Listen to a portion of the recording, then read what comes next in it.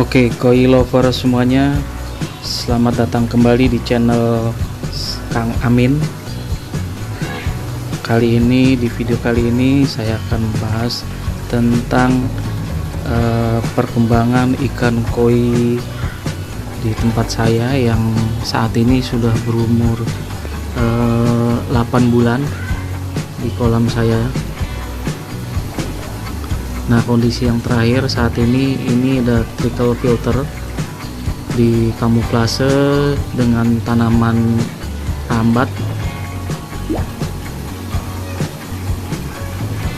Saat ini koinya sudah terlihat membesar dari kondisi pertama kali saya beli 8 bulan yang lalu. Dulu saya beli sekitar panjang 20-25 cm. Ini sekarang ada di kisaran 35-40 cm panjangnya.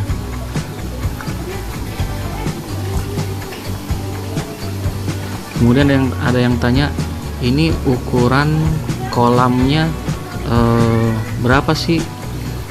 Nah, ini kolam yang saya pakai ukuran 3 meter kali 2 meter dengan kedalaman 90 cm. Nah, kemudian kok ini nggak ada aeratornya ya? Nah, ini adalah aerator alami.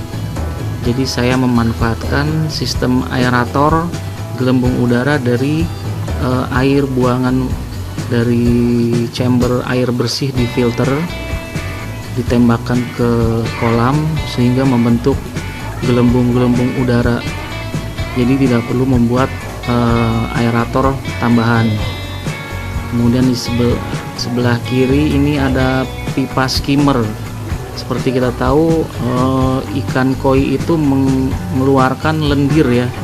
Kalau lendirnya itu tidak dialirkan atau diolah, itu mengakibatkan permukaan air akan berbusa.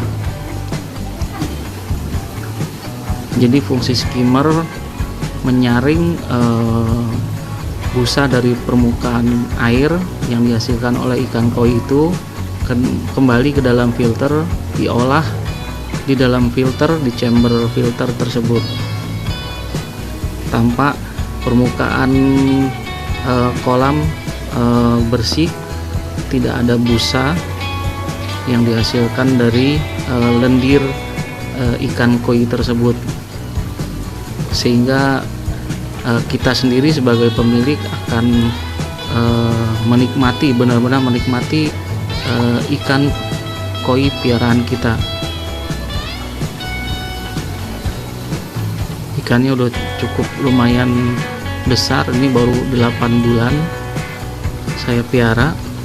Saya beli dulu dari Blitar. Ini semua koi lokal dari Blitar. Saya tidak miara koi dari impor karena harganya lumayan kalau yang koi impor. Jadi saya pelihara koi lokal dari Blitar. Saya ikut bidding, ada di bidding aplikasi breeder koi. Kemudian saya menang, saya ambil di stasiun Bekasi. Kebetulan posisi rumah tinggal saya di Jatiwaringin Pondok Gede. Saya ambil di stasiun Bekasi. Nah, langkah ketika kita mengambil ikan yang baru tiba di stasiun Bekasi itu, kita harus karantina terlebih dahulu, karena dalam perjalanan 1 malam itu ikan mengalami goncangan, kemudian perubahan suhu dan perubahan udara. Jadi kita harus karantina terlebih dahulu selama kemarin itu saya karantina sekitar 1 minggu. Jadi saya tampung di kontainer plastik. Tiap hari saya ganti airnya, saya kasih aerator, saya kasih ganti air, kemudian kasih obat Elbayu. Obat Elbayu yang warna kuning bubuk, itu obat untuk anti stres ikan, karena selama perjalanan mungkin ada kemungkinan ikan itu mengalami stres yang bisa mengakibatkan dia sakit. Nah, ini sistem trickle filter alami. Ini di chamber paling atas saya masukin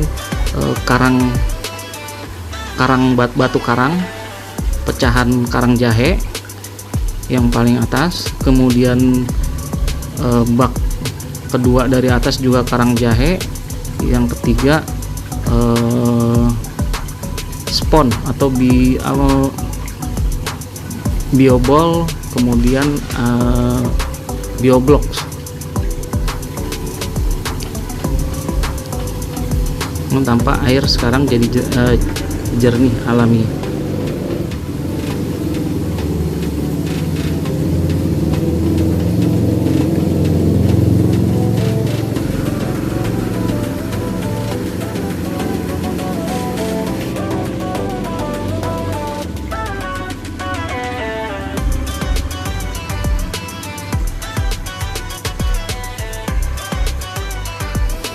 Buat koi lover semuanya, seperti terlihat posisi kolam koi di rumah saya ini terletak di garasi sebelah kanan rumah. Jadi posisi saya sebelah kanan garasi, sebelah kiri garasi mobil juga. Cuman yang sebelah kanan saya fungsikan sebagai tempat parkir motor dan kolam koi kesayangan, serta tempat untuk duduk-duduk. Jadi istilahnya taman tertutup, private garden. Ini biasanya saya duduk-duduk di sini sambil kasih makan ikan koi. Nah, ini garasi yang sebelah kiri rumah saya. Di luas rumah yang tidak begitu luas, 100 meteran, saya letakkan, saya gunakan juga kolam koi ini yang terbuat dari fiber dengan ukuran 3 meter, panjang 3 meter, lebar 2 meter, kemudian tinggi kolam fibernya adalah 90 cm. Nah, kenapa di sebelah kiri itu terlindung cahaya, sebagian terkena cahaya juga. Cahaya matahari sangat berguna sekali untuk perkembangan ikan koi kesayangan kita. Nah, ini kondisi saat ini, posisi karena rumah saya menghadap ke barat, ini jam 1 siang ya, jam 1, jam 2, jam 3 sore, jam siang itu matahari mengenai sebagian dari kolam ikan koi saya. Nah, posisi ini menurut saya sangat ideal. Jadi kolam yang baik tidak jangan sampai terpapar sinar matahari full seluruh kolam. Sebisa mungkin hanya sebagian kolam saja yang terkena sinar matahari. Jadi sebagian spot lainnya adem, tidak terkena sinar matahari. Nah, ini posisi sekitar jam 2 siang. Jadi sinar matahari dari barat mengenai sampai ke dasar kolam, hanya 1/4 bagian dari kolam saya. Nah, di channel saya sebelumnya ada yang bertanya, kenapa harus 90 cm kedalaman kolamnya? Nah, ini pertanyaan yang sangat bagus sekali, karena berdasarkan data yang pernah saya baca, informasi yang saya baca, dan pengalaman juga sebelumnya, itu kolam kedalaman 90 cm minimal itu sangat diperlukan bagi pergerakan ikan koi kesayangan kita.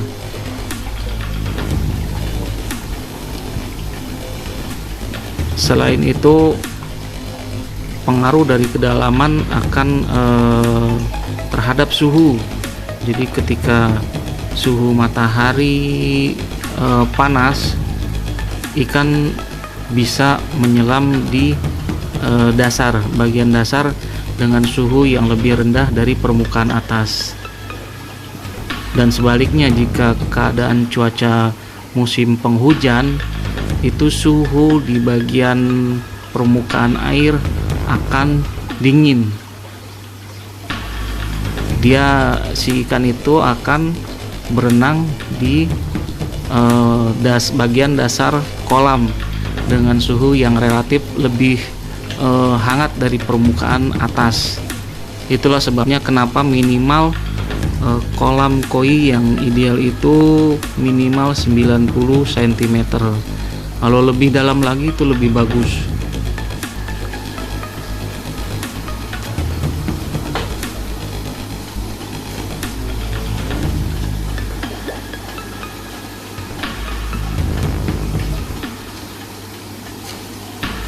Ini terlihat ikannya lincah-lincah dan sehat-sehat. Ini saya kamuflasekan pinggiran kolam karena ini fiber. Saya pakai rumput sintetik untuk menambah estetika kolam ini. Koi lover ketahui sistem filter di kolam ini selama 6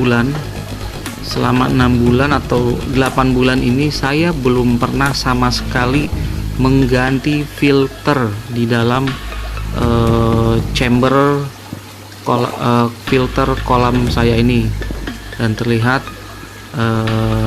kolam masih terlihat jernih, terlihat bening. Ini dimungkinkan karena sistem filtrasi organik di dalam chamber berjalan dengan baik. Ini seperti kita lihat, ini kedalaman 90 cm. Kita masih bisa melihat dasar kolam karena air kolam tersebut sangat jernih. Saya menggunakan 2 sistem filter. Yang pertama sistem filter chamber, saya menggunakan 4 bak chamber di bagian dasar. Kemudian sistem filter yang kedua, saya menggunakan sistem trickle filter yang akan menambah kandungan oksigen di dalam air. Kita lihat kondisi ikan selama 8 bulan saya pelihara seperti terlihat di video ini. Mudah-mudahan awet. Infonya ikan koi itu bisa bertahan sampai puluhan tahun. Mudah-mudahan awet lama.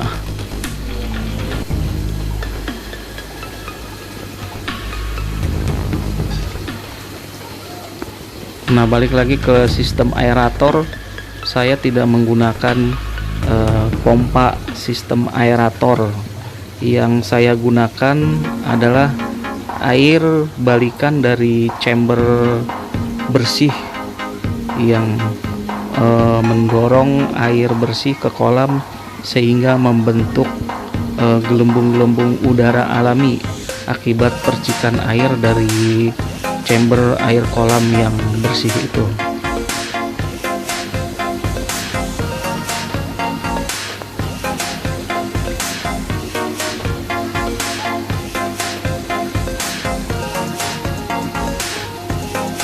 Nah, ini saya tempat parkir motor juga di sini. Kemudian ada kursi santai. Kalau mau ada tamu mau sambil merokok bisa di sini. Kemudian ada tanaman hijau yang bisa menambah suasana alami di lingkungan teras rumah. Mungkin koi lover bisa mencobanya di rumah. Kenapa alasannya kenapa sih saya pakai fiber, kolam fiber ini? Karena dulu 5 tahun yang lalu saya juga pernah membuat kolam koi dengan media semen, kolam permanen dengan menggunakan semen dan bata. Nah, tapi itu tidak berjalan lama karena setelah 1 tahun itu ada bagian yang retak di kolam tersebut. Nah, kalau misalkan kolam permanen dengan menggunakan bata dan semen, itu sangat sulit sekali untuk mendeteksi di mana letak kebocoran dari kolam tersebut.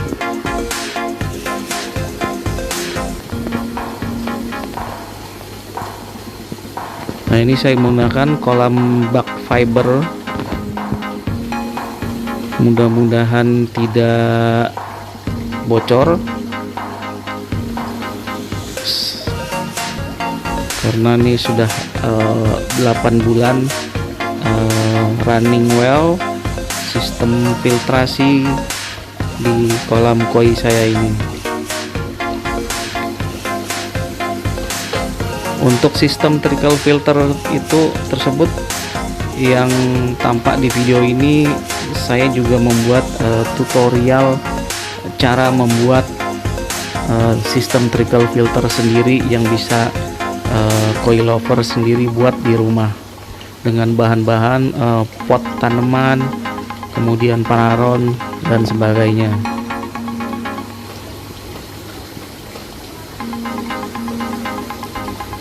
Untuk jumlah ikan koi sendiri di kolam saya ini ada sekitar 18 ekor ikan koi. Ada susui, ada goromo, ada usuri, ada siro, ada ya macam-macam. Saya masukkan juga ikan kapiat.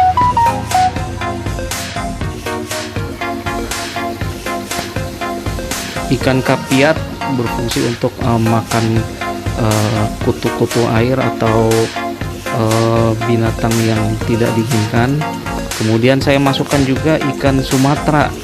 Saya beli waktu itu 20 ekor ikan Sumatera kecil. Saya cemplungin, saya masukkan ke dalam kolam.